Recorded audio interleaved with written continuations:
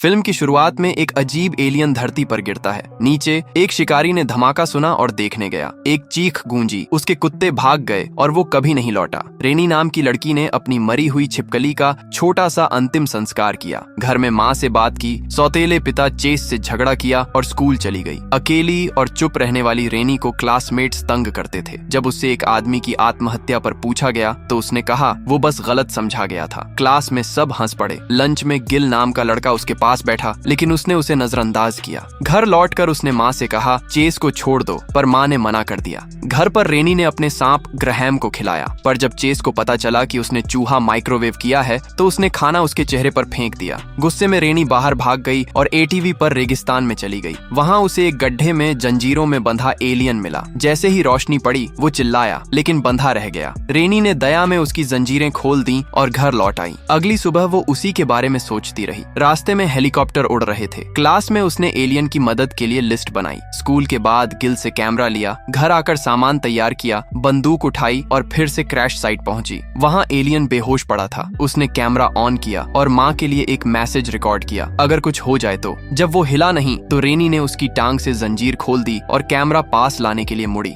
तभी एलियन झपटा। वो डर कर गिर गई, लेकिन एलियन ने बस चीख मारी और फिर शांत हो गया, बिना उसे नुकसान पहुंचाए। रेनी को समझ आया कि वो खतरनाक नहीं है। उसने उससे बात की और उसे सेब दिया, जो उसने नहीं लिया। तभी ऊपर हेलीकॉप्टर गुजरे तो उसने उसे चेताया कि उन लोगों से खतरा है। घर लौटकर उसने कैमरे की फुटेज देखी और हैरान रह गई। उसे याद आया कि बंदूक वहीं रह गई थी, तो वो बाहर गई और देखा एलियन उसके घर के पास छिपा था। घबराकर उसने धीरे से कहा कि अगर किसी ने उसे देख लिया तो वो हमला कर देंगे। दोनों रेगिस्तान में बंदूक लेने निकले। चलते चलते अचानक एलियन गायब हो गया। वो चिल्लाई और अगले ही पल वो फिर सामने आया, चीखा और उसके मुंह से निकली एक रोशनी की किरण रेनी के चेहरे पर पड़ी, जिससे दोनों के बीच एक रहस्यमयी जुड़ाव बन गया। सुबह जब वो उठी, एलियन अब भी वहीं था। राहत में उसने उसे गले लगाया और घर ले आई। उसे बेसमेंट में छिपाया और कहा कि बाहर न निकले। उधर डिटेक्टिव्स क्रैश साइट की जांच कर रहे थे। रेनी स्कूल नहीं गई। जब उसकी माँ और सौतेला बाप चले गए तो उसने माँ को फोन किया और पूछा कब लौटोगी। फिर एलियन को ऊपर ले आई। उसने उसे घर दिखाया,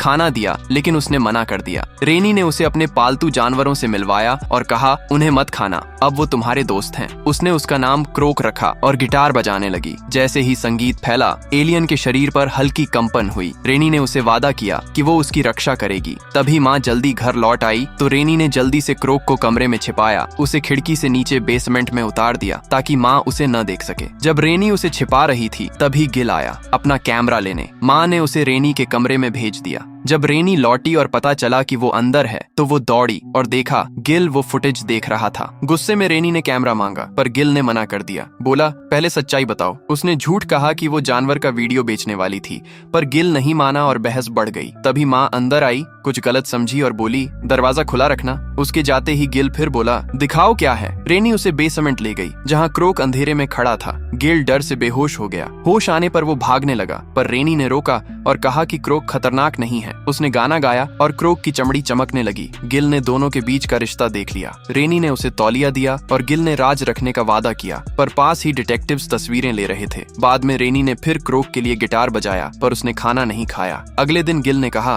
उसे शिकार पर ले चलो। रेनी ने मना किया, लेकिन वो मान गई। रात में वो उसे रेगिस्तान ले गए, जहाँ क्रोक ने जंगली सुअर खा लिए। रेनी खुश हुई, गिल डर गया। लौटते वक्त रेनी ने बताया कि उसके पिता की मौत के बाद माँ उसे यहाँ लाई थी। घर पहुंचकर उसने क्रोक को बेसमेंट में रखा, पर ऊपर चेस नशे में था। झगड़ा बढ़ा, उसने रेनी को पकड़ लिया। नीचे क्रोक ने उसकी डर महसूस की और दीवार तोड़ दी। माँ को लगा भूकंप आया है। फिर सब शांत हो गया। माँ ने चेस को निकाल दिया और रेनी को गले लगाया। रेनी ने माँ को धक्का दिया और बेसमेंट की तरफ भागी। क्रोक पर चिल्लाई कि वो ऐसा दोबारा कभी न करे। दोनों चुप बैठ गए जब तक गुस्सा शांत नहीं हुआ। अगली सुबह क्रैश की जांच कर रहा एक एजेंट रेनी के पास आया और कहा कि उसे बात करनी है। रेनी ने कहा माँ से बात करो, लेकिन उसने जोर दिया। मजबूरी में वो उसकी कार में बैठ गई। एजेंट ने बताया कि क्रैश साइट से एक बंदूक मिली है जो उसके सौतेले पिता के नाम पर है। रेनी ने कहा कि वो चेस की है और माँ ने उसे छोड़ दिया है। एजेंट ने बताया कि उस पर रेनी के फिंगरप्रिंट भी हैं। उसने कहा कि वो बस शूटिंग की प्रैक्टिस कर रही थी। एजेंट ने कहा कि ये गैर कानूनी नहीं, पर उसे कुछ और पता है। उसने अपना कार्ड दिया और जाने दिया। बाद में माँ ने पानी की पाइप ठीक कराने के लिए प्लम्बर बुलाया। जब वो बेसमेंट में गया तो उसे क्रोक दिख गया। डर कर उसने औजार से वार किया तो क्रोक ने पलटकर हमला कर दिया। प्लम्बर लहूलुहान भागा, 911 कॉल की और रास्ते में कार क्रैश हो गई। स्कूल के बाद माँ ने रेनी को उठाया, दोनों में बहस हुई। रेनी ने कहा कि पापा की मौत के बाद से माँ ने कभी मदद नहीं मांगी। माँ ने कहा कि उसने पुराना घर इसलिए बेचा क्योंकि बिल भरना मुश्किल था। घर पहुंचकर माँ ने बताया कि प्लम्बर गायब हो गया है और अब फोन नहीं उठा रहा। उसने कहा बोतल बंद पानी इस्तेमाल करो। रेनी घबरा गई, बेसमेंट भागी। वहाँ क्रोक खून से सना कांप रहा था। टूटी हुई हालत में रेनी ने कहा अब किसी को नुकसान मत पहुंचाना और उसे कहीं और ले जाने का फैसला किया। उधर जब गिल कचरा फेंक रहा था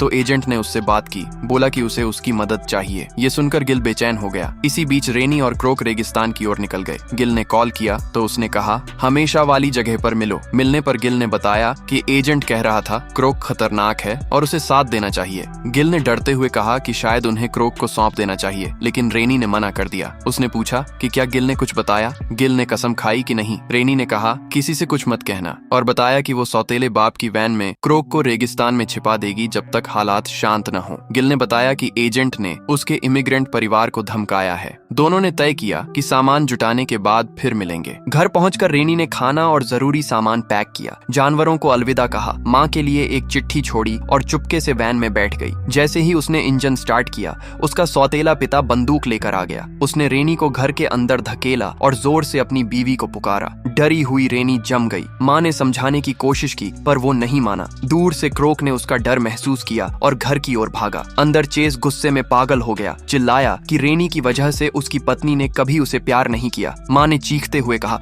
भाग रेनी, और झपट्टी। रेनी भागने लगी तो उसने बंदूक तान दी। तभी क्रोक अंदर घुसा और उस पर हमला कर दिया। रेनी चिल्लाती रही कि रुक जाओ, लेकिन क्रोक दहाड़ता हुआ बोला मानो कह रहा हो मैं तुम्हारी रक्षा कर रहा हूँ, और फिर रेगिस्तान की ओर भाग गया। कुछ देर बाद गिल वहाँ पहुंचा और सब देखकर डर के मारे उल्टी कर दी। रेनी क्रोक के पीछे जाना चाहती थी, लेकिन गिल ने रोक लिया, बोला सब खत्म हो गया। जब रेनी ने पूछा क्या मतलब, उसने कबूल किया कि उसने एजेंट्स को सब बता दिया। रेनी भागने लगी तो एजेंट ने एटीवी से उसे गिरा दिया और पकड़ लिया। उन्होंने उसके सिर पर वायर लगाए ताकि क्रोक से उसका कनेक्शन समझ सकें। मुख्य एजेंट ठंडे चेहरे से माफी मांगते हुए उसका उंगली तोड़ देता है। रेगिस्तान में क्रोक ने उसका दर्द महसूस किया और पूरी ताकत से उसकी ओर दौड़ा, लेकिन एजेंट्स ने उस पर फ्रीजिंग हथियार चला दिया। रेनी चिल्लाती रही उसे मत मारो, लेकिन कोई नहीं सुना। उन्होंने क्रोक को ट्रांसपोर्ट में भर लिया और सुरक्षित जगह ले गए, जबकि रेनी को पूछताछ कक्ष में रखा गया। एजेंट जब लौटा तो रेनी ने आंसुओं में उसे घूरकर कहा तुम निर्दयी हो, और उसके चेहरे पर थूक दिया। वो मुस्कुराया और बोला तुम समझती नहीं, वो जानलेवा है। रेनी ने कहा क्रोक कोई राक्षस नहीं, मेरा दोस्त है। एजेंट बोला उसकी जाति इंसानों के लिए खतरा है, दया दिखाओगी तो मानवता खत्म हो जाएगी। रेनी ने इनकार कर दिया। उसका चेहरा ठंडा पड़ गया। अगर नहीं मानी तो जिंदगी नर्क बना दूंगा, उसने कहा। बाहर उसका साथी रोकने की कोशिश करता रहा पर उसने सुना नहीं।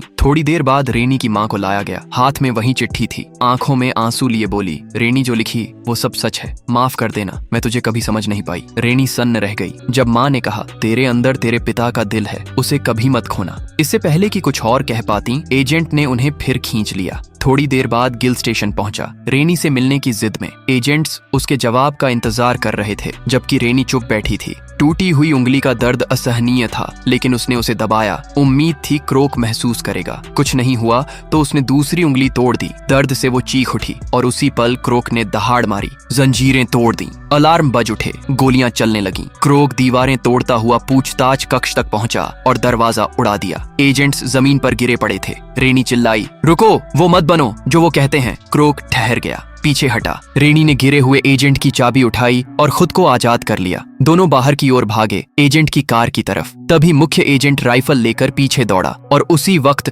रेनी की माँ बंद कमरे से भागकर निकली। सामने पड़े मरे हुए अफसरों को देखकर जम गई। रेनी लगभग कार तक पहुंच चुकी थी। तभी एजेंट बंदूक ताने सामने आ गया। वो झुककर कार के पीछे छिपी, चिल्लाई क्रोक नीचे रहो, लेकिन क्रोक नहीं माना। गोलियां हवा चीरती हुई चलीं। क्रोक उठा रेनी को बचाने के लिए। एजेंट ने अपनी राइफल की सारी गोलियां उसकी छाती में उतार दी, लेकिन क्रोक फिर भी आगे बढ़ा। उसने एजेंट को गिरा दिया और खुद जमीन पर ढह गया। रेनी दौड़ी, उसे सीने से लगाया। पीले खून की धारा रेत में फैल गई। उसकी माँ बाहर आई, रेनी को थाम लिया, जबकि क्रोक निःशब्द पड़ा रहा। कुछ देर बाद रेनी बरामदे में बैठी थी। गिटार की हल्की धुन बज रही थी और उसकी माँ अंदर खाना बना रही थी। रेगिस्तान की ठंडी हवा में वो धुन गूंज रही थी। वहीं दूसरी ओर एक लैब में वैज्ञानिक क्रोक के शरीर के चारों ओर खड़े थे। उन्होंने कुछ कहा ही था कि अचानक क्रोक की आंख खुली और एक तेज भयावह चीख ने पूरा कमरा हिला दिया। क्या लगता है, वो सच में मर गया या फिर ये एक नई शुरुआत? अमन करे तो अपनी राय कमेंट में छोड़ देना। और यहीं पर ये फिल्म खत्म होती है। आपको ये कहानी कैसी लगी?